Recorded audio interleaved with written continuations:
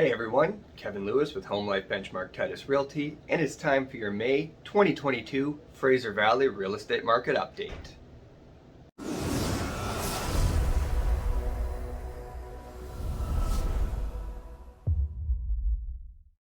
After nearly 2 whole years of almost record-breaking months of total number of sales and prices in the real estate market, April 2022 finally saw things slow down and come back to more normal type numbers for the month of April that we expect to see in a standard real estate market, which is certainly a sign that more stability is more likely to come to the market in the coming months. April 2022 finished with just under 1,600 total sales in the Fraser Valley. Now that seems like maybe a low number compared to what we have been seeing, and it certainly is. It's actually 47% fewer sales than we saw in April 2021 and about 36% fewer sales than we saw in March 2022. Now keep in mind, March 2022, we were still in somewhat of a listing deficit, meaning that we just didn't have enough listings to sustain the total number of sales that we would typically see in that type of a market. While sales numbers have certainly dropped for the month of April 2022, we haven't dropped so significantly that we're in a very slow market or anything. We still finished as the 6th most active April in all of the Fraser Valley real estate history for total number of sales. So the 6th most active is still quite an active market. However, we have to recognize that this is absolutely changing from what we have had with the record-breaking sales that we've been seeing for several months. To compound with the slowing number of sales, we've also been building the total inventory. And if you've been tuning into this newsletter for the last several months, you'll know that the lack of inventory we've been having has been one of the main driving factors in the market, causing prices to go as high as they have and causing sales numbers to be as high as they had been for the record-breaking months that we were seeing.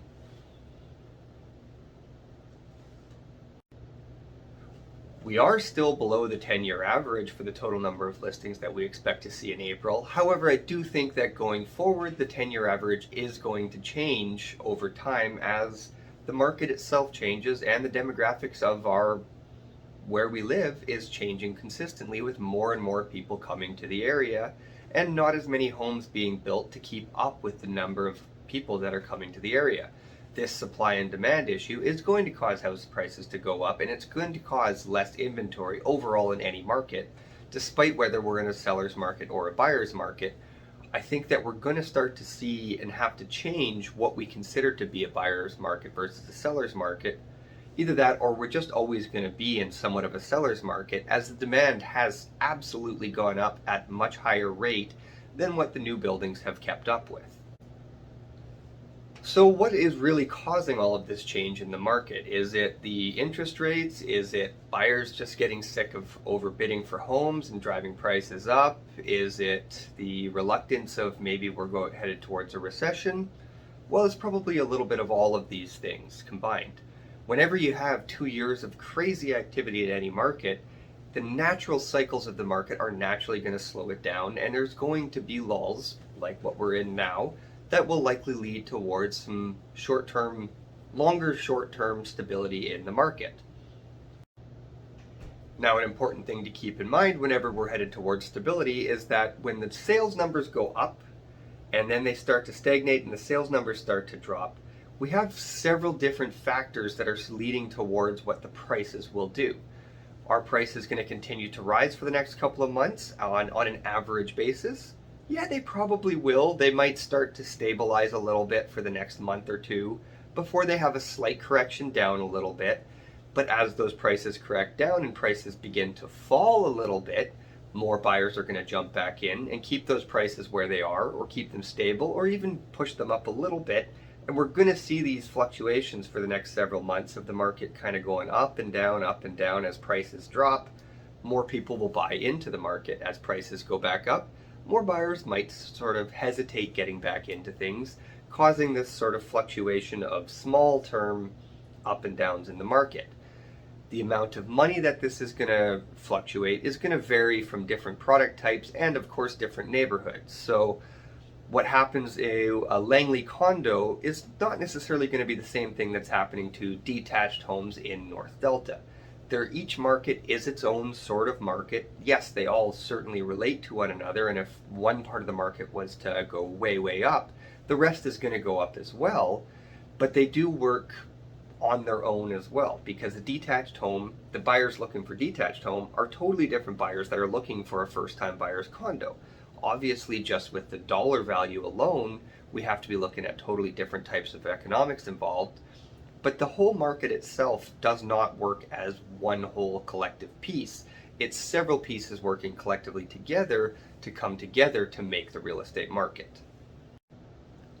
Overall, I'm a big fan of stability in the market. Stability leads to predictability. Predictability leads to better outcomes for everybody because we're not being shocked about prices being, buyer goes into a property expecting to pay 600, next thing you know they've lost to another offer at 650. That's a big difference in price, and that buyer is likely going to be disappointed and have to go through the whole process again for the next property. As we start to get more stability and build up the inventory of listings, there's going to be less multiple offer situations.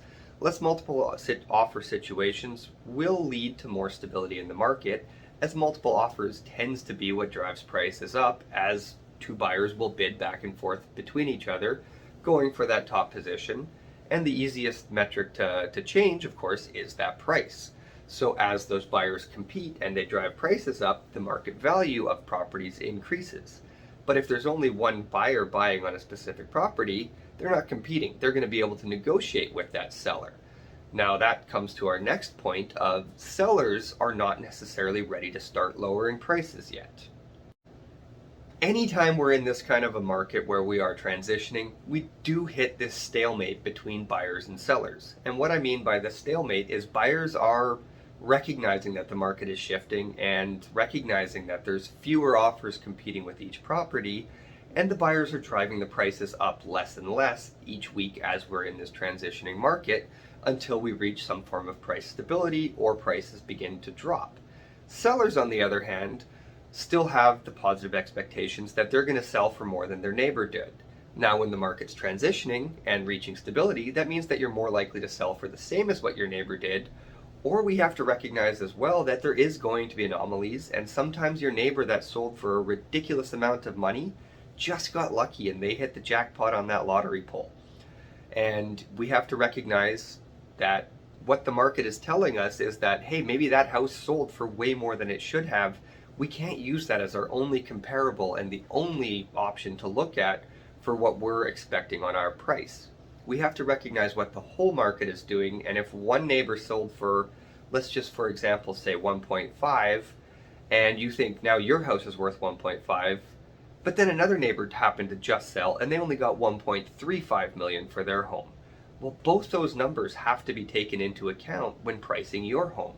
We can't just ignore the low price just because we want to get more money for you, because those buyers aren't going to ignore that lower price. The buyers are going to recognize that, hey, this one sold for less.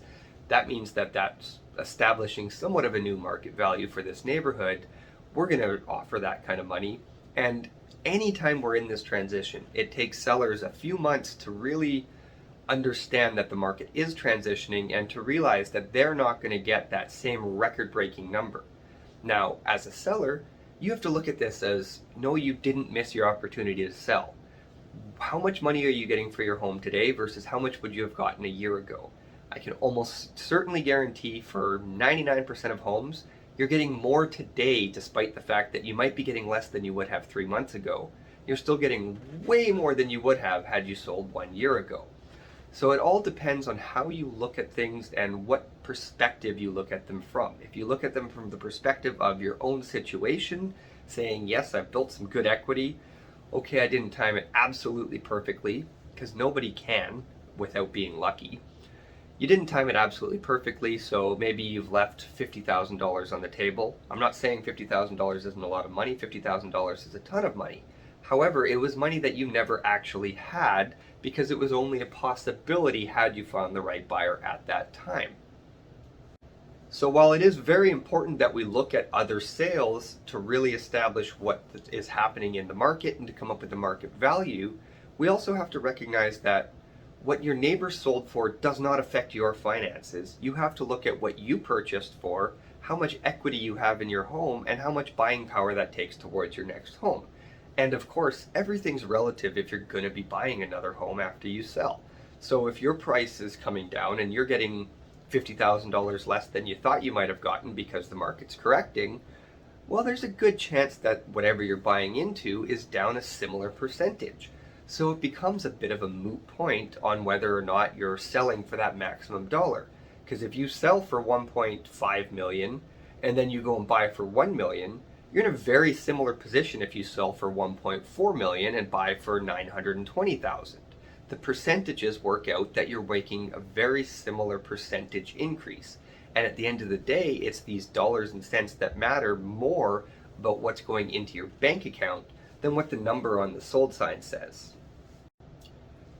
Whatever your real estate plans are, if you are planning on making a move, buying an investment property, maybe getting into your very first place, it's never too early to start planning. So if you are thinking about making a move in the near future meaning next couple of months, or even the distant future, the next year, maybe 2 years, it's not too early to start planning.